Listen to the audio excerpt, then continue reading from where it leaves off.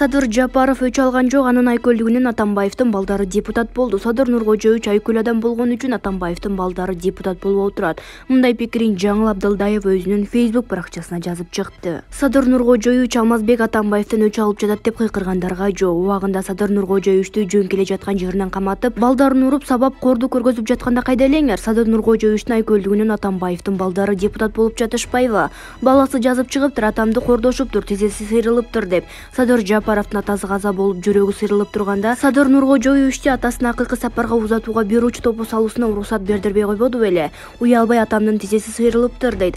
Садыр Нуркожоевич айкөл адам үчүн Атамбаевдин балдары депутат болуп отурушат деп жазган ал. Эске салсак, 23 марттан мурдагы президент Алмазбек Атамбаевди 1-май райондук сотко алып келиши, бирок ал автоунаадан чыгуудан баш тарткан. Анын жактоочусу Атамбаевдин номер 47 абактагы камерадан футболкачын жана ич кийимчен күчтөп алып чыгышып, күзөтүп жеткире тургандарга тапшырышканын айткан. 15 мартта жогорку сот мурдагы президент Алмазбек Атамбаевди Кримтөбөл Азиз Батукаевдин иши боюнча 11 жылга эркинен ажыраткан. Буга чейинки сот өкүмүнүн күчүндө калтырган чечим чыгарган. 1-май райондук соту 2020 жылдын июнь айында Атамбаевди ал иши боюнча 11 жыл 2 айга kesкен. Бишкек шаардык соту 1 айдан кийин райондук соттун чечимин күчүндө калтырган.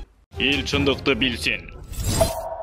Украинада курман болгон Экемберди Дурбоевдун сөөгү жерге берилди. Украинада согушта аскердик кызматын өтөп жатып курман болгон Орусия жараны Кыргызстанда туулган Экемберди Дурбоевдун сөөгү Ысык көл облусунун Кара Ой айылында бүгүн 25 мартта жерге берилди. Аскердин денеси кече 24 мартта Орусиянын Канттагы авиабазасына алып келинип, андан ары кичи мекени Кара Ой айылына жеткирилген. Маркумду узаты зыйнатына Орусиянын жана Кыргызстандын күч түзүмдөрүнүн аскерлери катышты. Буга чейин Орусиянын Кыргызстандагы элчилиги Украинанын демилитаризация жана денафикациялоо боюнча атайын операцияда аскердик милдетин өтөп жатып, Кыргызстанда туулган Орусия жараны Орусиянын куралдык күчтөрүндө келишим менен иштеген катардагы жоокер Дурбоев Экемберди Бекказымовичти баатырларча курман болгонун кабарлаган. Украинада көз жумган Экемберди Дурбоевго Орусиянын эрлик ордени ыйгарылды. Эл чындыкты билсин.